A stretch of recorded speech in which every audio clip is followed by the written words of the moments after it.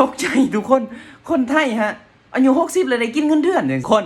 บ่อำตกใจมื้อนี้เรื่องหนึ่งก็คือ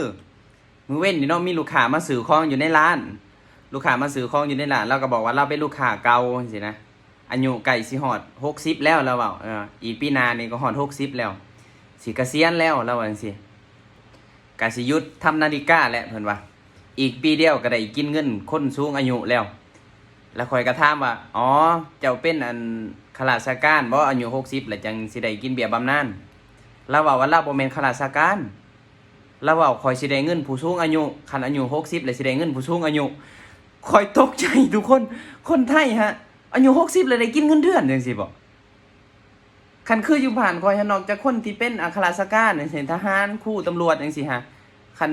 ฮอดอายุ60แล้วเขาเจ้าก็สิได้กินเบี้ยบำนาญหั่นนะแต่อันนี้เราว่าเราบ่แม่นแล้วว่าคนไทยหันคันผู้ใดที่อายุฮอด60ฮะสิมีเงินเดือนกินจังซี่นะมันคือเรื่องจริงบ่ทุกท่าน